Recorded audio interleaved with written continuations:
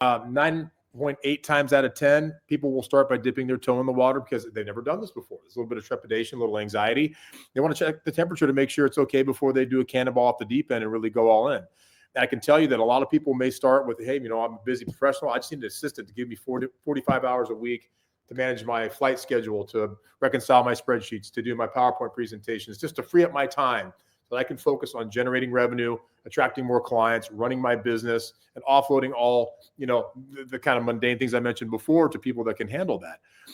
After that happens, they see how quick the process is. Our typical turnaround times, once you give us a job description and we have that discovery call per se, usually within 7 to 10 business days, we'll send you 3 to 6 candidates.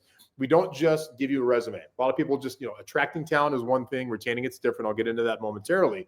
But, we have a dedicated team that knows what works and what doesn't by industry vertical. So we have people that understand legal prospects, right? What type of job functionality skill sets do they need to have? What kind of background should they have? What kind of education level? All that fun stuff. And they'll give you our third-party assessment notes to filter those out for you. We're not going to send you 25 people all at once to just make you drown. We give you the diamonds in the rough. We get the needles in the haystack that you can assess at that point. We also make everybody shoot a 90-second to 2-minute video. Why do we do that?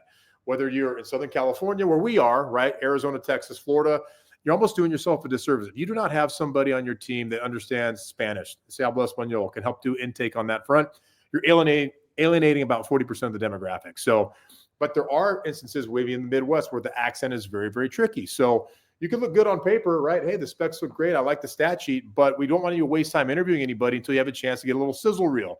Hey, my name is Sophia. I live in Buenos Aires, Argentina. I've been a paralegal for 4 years. Here's why I want to come work for you, Mr. and Mrs. Smith. That way you can see how they express themselves. It's an English filter, and that way you don't waste your time going down a rabbit hole if it's not going to cut the mustard. So we have a pretty exhaustive approach to make sure that you get the right fit. And I will tell you this, median numbers, these are accurate for the most part for the majority of our roles. If you were to hire someone here in the United States, we're talking one person. And let's go with California, for example, because it's the most punitive labor laws in the land. After taxes, benefits, insurance, people are dying on the vine. They're forced to move out of here. I mean, you see it in mass exodus. Google's doing it. Everybody's moving to Texas and Florida. We don't need to get into all that stuff.